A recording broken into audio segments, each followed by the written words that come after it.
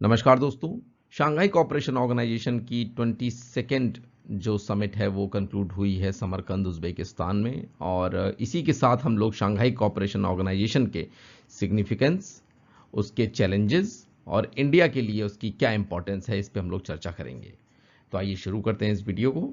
So before we go into the details of Shanghai Cooperation Organisation, let me tell you one thing which just popped up in my mind, that whenever you are referring YouTube for the current affair materials, just keep one thing in mind, that what is popular is not always right, right, and what is right is not always popular. So you have to just keep in mind कि क्या exam की need है, क्या requirement है, क्या उसके लिए relevant है, उसी हिसाब से करंट अफेयर्स को तैयार करें और देखें। खैर आगे बढ़ते हैं। Why it is in news, 22nd summit जो है शंघाई कोऑपरेशन ऑर्गेनाइजेशन का, वो कंक्लूड हुआ समरकंद में, जो कि उज़्बेकिस्तान में है। समरकंद डिक्लेरेशन यहां पर साइन हुआ। कभी एग्जाम में पूछ ले कि समरकंद डिक्लेरेशन किससे संबंधित है, तो वो शंघाई कोऑपरेशन ऑर्गेनाइजेशन से संबंधित है। इस तरीके का क्वेश्चन भी बन सकता है। इस डिक्लेरेशन में कुछ खास नहीं था। मेंबर कंट्रीज के बीच में उन एरियाज को आइडेंटिफाई करना था जहां पर कोऑपरेशन, सिक्योरिटी और आपका डेवलपमेंट को और इन्हांस किया जा सके। ठीक है, पिछले कुछ दशकों में यूरेशियन रीजन में शंघाई कोऑपरेशन ऑर्गेनाइजेशन जो है एक महत्वपूर्ण ऑर्गेनाइजेशन बन के उभरा है। इसका कारण क्या है? रशिया, चाइना, इंडिया जैसी बड़ी इकोनॉमीज और बड़े देश इसमें शामिल हैं और वो एससीओ के मेंबर हैं। शंघाई कॉरपोरेशन ऑर्गेनाइजेशन को अगर हम इसके बारे में देखें तो ये इसके सारे मेंबर्स पूरे वर्ल्ड का 40% पॉपुलेशन कंप्राइज करते हैं, और शंघाई कॉरपोरेशन ऑर्गेनाइजेशन के मेंबर्स पूरे वर्ल्ड का 30% जीडीपी कंप्राइज करते हैं। तो इसीलिए अपने आप में ये महत्वपूर्ण हो जाता है कि पूरे विश्व के 40% पॉपुलेशन है वो एक ऑर्गेनाइजेशन के सदस्य हैं। ठीक है, तो इस हिसाब से भी जो है ये महत्वपूर्ण ऑर्गेनाइजेशन हो जाता है। बाकी सेंट्रल एशियन कंट्रीज और इंडिया के साथ में जो रिलेशनशिप है वो एक अलग एस्पेक्ट है, जिस पे हम लोग अभी आगे चर्चा करेंगे और सिग्निफिकेंस वगैरह देखेंगे। ठीक है, India is going to preside in 2023। अब देखिए, प्रेसिडेंसी मिलना है इंडिया को, ये इस बात को दर्शाता है कि इंडिया की जो मल्टी अलाइनमेंट पॉलिसी है वो इंडिया उसमें सक्सेसफुल है। ठीक है, मल्टी अलाइनमेंट पॉलिसी क्या है कि देखिए, अगर आप देखेंगे शंघाई कोऑपरेशन ऑर्गेनाइजेशन, तो ये इसका लीडर चाइना जनरली समझा जाता है। चाइना और रशिया समझा क्या जाता है, होते है ही। ठीक है, और वहीं अगर जो क्वाड ग्रुपिंग है वो यूएस लेड ग्रुप है, यूएस उसका लीडर है। क्वाड में आपके यूएस है, जापान है, ऑस्ट्रेलिया है, इंडिया है। ठीक है, तो इंडिया इसका भी मेंबर है और इसका भी मेंबर है।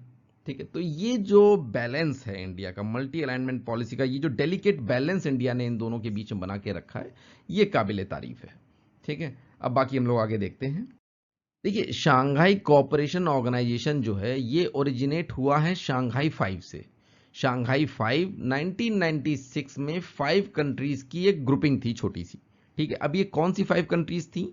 यूएसएसआर यानी सोवियत यूनियन का जब कोलैप्स होता है 1991 में, तो चाइना के साथ में जिन कंट्रीज के बॉर्डर लगते हैं, जैसे कजाकिस्तान, किर्गिस्तान, रशिया, तजिकिस्तान, तो ये बॉर्डर डिमार्केशन, ठीक है, और मिलिटराइजेशन और बॉर्डर स्टेबिलिटी के लिए जो है चाइना के साथ में बात करने के लिए ग्रुप बनाते हैं, जिसका नाम रखते हैं शंघाई 5।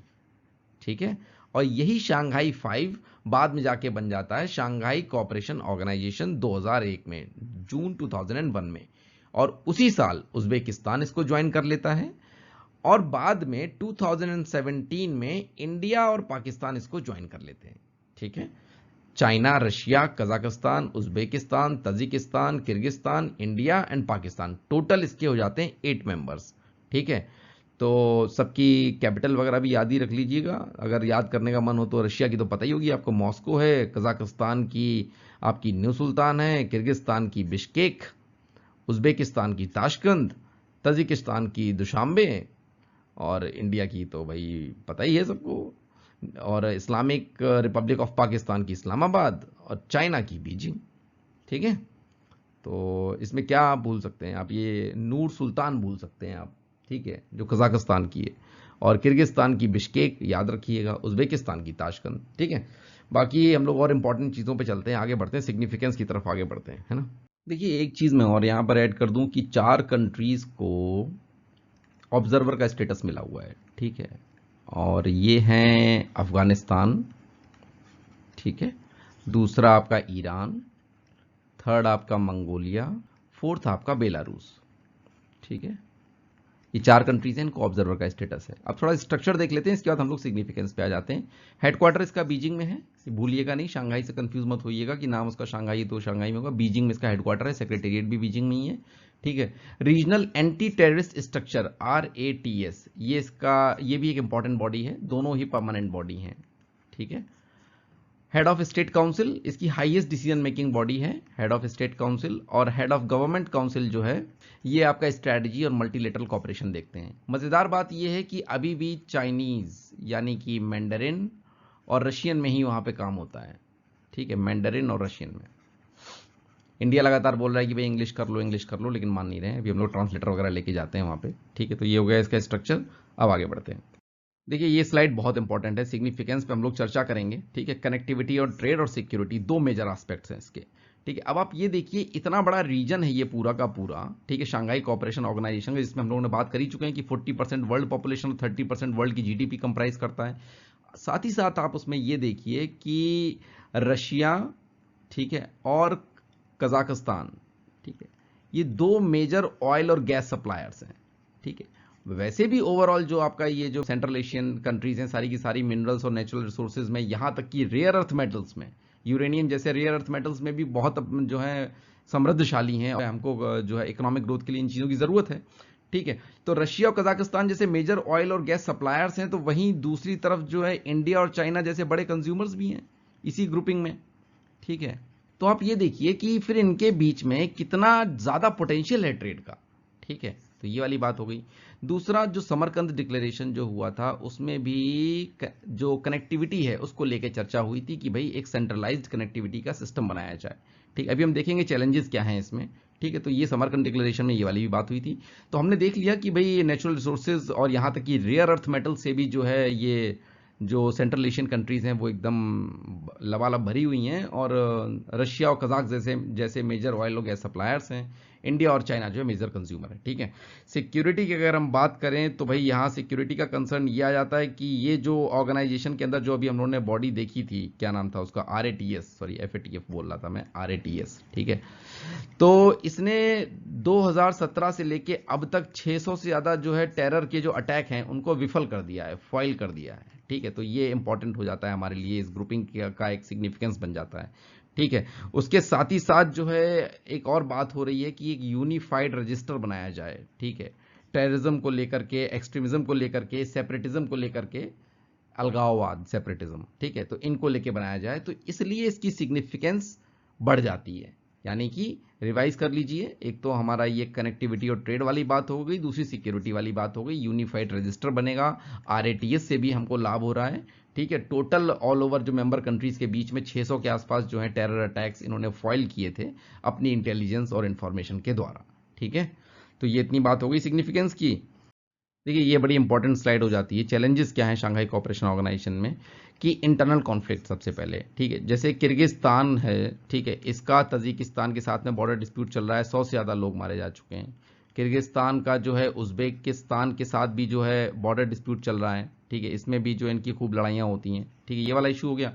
इंडिया चाइना, ठीक है, इधर भी बॉर्डर इशूज चल रहे हैं और दोनों के बीच के रिलेशन जो है वो एकदम बॉटम लो पे हैं। इंडिया पाकिस्तान, ठीक है। अब आप ये सोच रहे होंगे कम से कम जो है रशिया और चाइना के रिलेशंस तो सही होंगे। देखिए ये दिखावे में भले ही ठीक हो, लेकिन रशिया को चाइना की इतनी ज़्यादा प्रेजेंस पसंद नहीं आ रही है कई सारी चीज़ों में, ठीक है, क्योंकि चाइना कई सारी छोटी छोटी कंट्रीज का जो सिक्योरिटी प्रोवाइडर बन रहा है और नेता बन रहा है, रशिया को ये चीज़ पसंद नहीं आ रही है। तो इनके बीच में भी उस लेवल की हार्मनी नहीं है जैसी होनी चाहिए, ठीक है। तो मतलब ये लगता है कि ये यूनाइटेड है अगेंस्ट द वेस्ट, ठीक है, पर इनकी प्रेजेंस से ये बड़े ही इनको समझ में नहीं आता है मामला, ठीक है। कनेक्टिविटी के मामले में अगर हम देखें तो देखिए सेंट्रल एशिया से हमारी कनेक्टिविटी कौन एंटर करता है, पाकिस्तान, ठीक है। हम यहाँ पर हैं, पाकिस्तान यहाँ पर है, सेंट्रल एशिया इधर पड़ जाता है, ठीक है। तो हमारी कनेक्टिविटी तो ये हिंडर करता है पाकिस्तान, और इससे बेनिफिट किसको मिल रहा है सबसे ज़्यादा, चाइना को, कनेक्टिविटी उसे OBOR के through, one belt one road initiative, ठीक है। तो वो एक आकी बेल्ट वो लैंड वाली और one road maritime silk road, ठीक है। तो इससे बेनिफिट किसको मिल रहा है, चाइना को मिल रहा है सबसे ज़्यादा। टेररिज्म के मामले में भी अगर हम देखें तो हमारे लिए सबसे बड़ा हर्डल है पाकिस्तान, ठीक है, स्टेट स्पॉन्सर्ड टेररिज्म होता है यहाँ पे, और FATF की ग्रे लिस्ट में भी है ये, फिर भी इसको यहाँ पर सम्मान मिल रहा है, ठीक है। और काउंटर टेररिज्म में ये बहुत ज़्यादा कोऑपरेट नहीं कर रहा है, लेकिन फिर भी हम जो है शंघाई कोऑपरेशन ऑर्गेनाइजेशन के माध्यम से इस पर जो है दबाव बना सकते हैं बाद में। ठीक है, ये सारी चीज़ें हैं, ये चैलेंजेस हैं। बेसिकली इंटरनल कन्फ्लिक्ट सबसे बड़ा चैलेंज है कि जो इतनी हार्मनी जो है इस ऑर्गेनाइजेशन में नहीं आ पा रही है। देखिए इंपॉर्टेंस क्या है इसकी इंडिया के लिए शंघाई कोऑपरेशन ऑर्गेनाइजेशन की, वो आप देखिए कि सेंट्रल एशियन कंट्रीज के साथ में रिलेशनशिप को स्ट्रेंथन करने के लिए शंघाई कोऑपरेशन ऑर्गेनाइजेशन एकमात्र जो है बेहतरीन प्लेटफॉर्म बचता है। ठीक है, दूसरा आप ये देखिए कि जो सेंट्रल एशियन कंट्रीज हैं ये मिनरल्स में, एनर्जी में, यहाँ तक कि रेयर अर्थ मटेरियल्स में भी ये जो है रिच हैं, और हमें इन सारी चीज़ों की आवश्यकता है अपनी इकोनॉमिक ग्रोथ के लिए। ठीक है, तो अब हमें अपनी ज़रूरतों के लिए इन चीज़ों की आवश्यकता है, तो इनसे बढ़िया लेन देन और बढ़िया बातचीत जो है बनाए रखनी पड़ेगी। और अगर हमारी इनसे अच्छी पड़ जाती है तो फिर वही वाली बात है कि करेंसी स्वैप एग्रीमेंट कर करके हमें डॉलर की भी ज़रूरत नहीं पड़ेगी, अपने रुपए में ही लेन देन हो जाएगा। हम व्हीट जैसे ग्रो करते हैं बहुत ज़्यादा, ठीक है, तो तुम्हें भैया वो चाहिए तो वो ले जाओ। तो इस तरीके से जो है हम लोग इनका जो है म्यूचुअल बेनिफिट जो है वो यहाँ पर इस्टेब्लिश कर सकते हैं। रशिया के साथ रिलेशनशिप के लिए भी शंघाई कोऑपरेशन ऑर्गेनाइजेशन की अपनी एक इंपॉर्टेंस है। हमारी एनर्जी और डिफेंस की जो डिपेंडेंसी है वो रशिया पर अच्छी खासी है। रशिया और यूएस की अगर आप डिफेंस प्रोक्योरमेंट इनके बीच में अगर आप इसको बहुत ही माइन्यूटली अगर आप देखेंगे तो यूएस के साथ जो भी वेपन्स हैं वो लगभग डिफेंसिव कैटेगरी में आते हैं, और रशिया से जो भी प्रोक्योर किए गए वेपन्स हैं वो मैक्सिमम आप देखेंगे ऑफेंसिव कैटेगरी में आते हैं। ठीक है, एग्जाम्पल के तौर पे अगर हरकुलिस विमान अगर यूएस से आया तो ये अटैक में तो शामिल होगा नहीं, बस इधर उधर से कैरियर है एक तरीके का। तो मेजॉरिटी इसकी जो है वो यही है। ठीक है, तो और अगर हाई एंड टेक्नोलॉजी की बात करें तो रशिया तो हमको इजीली दे देता है, पर यूएस के दुनिया भर के उनके जो है अपने कानून भी हैं, साथ ही साथ जो हाई एंड टेक्नोलॉजी तो वो वैसे भी देता नहीं है। तो इस तरीके से जो है रशिया के साथ रिलेशनशिप को हमें स्ट्रेंथन तो हमारे हैं ही, उन्हें और स्ट्रेंथन करने के लिए इस तरीके के ऑर्गेनाइजेशंस में जुड़े रहना जरूरी होगा। ठीक है, रीजनल स्टेबिलिटी और सिक्योरिटी, अब जैसे पाकिस्तान है, ठीक है, पाकिस्तान में क्या है भाई, स्टेट स्पॉन्सर्ड टेररिज्म है, आर्मी कंट्रोल करती है, सिविलियन गवर्नमेंट की कोई वैल्यू नहीं है वहां पे। तो इन सारी चीज़ों को देखते हुए पर हमको जो है सेंट्रल एशियन कंट्रीज के साथ में जो है हमको कनेक्टिविटी चाहिए, उसके लिए हमें पाकिस्तान से होकर गुजरना पड़ेगा। तो कम से कम इस ग्रुपिंग के थ्रू जो है हम थोड़ा सा प्रेशराइज कर सकते हैं ताकि कोई कॉरिडोर वगैरह ओपन हो और इकोनॉमिक ग्रोथ एक तरीके से, इकोनॉमिक टाइज जो हैं वो हमारे सेंट्रल एशियन कंट्रीज से अच्छे से चलते रहें। ठीक है, तो ये इतनी बात हो गई हमारी रीजनल स्टेबिलिटी और सिक्योरिटी के लिए भी जो है ये ज़रूरी है। एनएसए लेवल की मीटिंग भी हुई थी बीच में, और अफगानिस्तान को लेकर के जो रीजनल स्टेबिलिटी को लेकर के जब कजाकिस्तान, किर्गिस्तान, तजिकिस्तान सब लोग मिलकर के दोबारा बैठे थे तो एक सिक्योरिटी डायलॉग भी हुआ था, रीजनल सिक्योरिटी डायलॉग। ठीक है, तो इस हिसाब से भी जो है ये इंडिया के लिए इंपॉर्टेंट हो जाता है। ठीक है, तो इतनी बात समझ गए आप।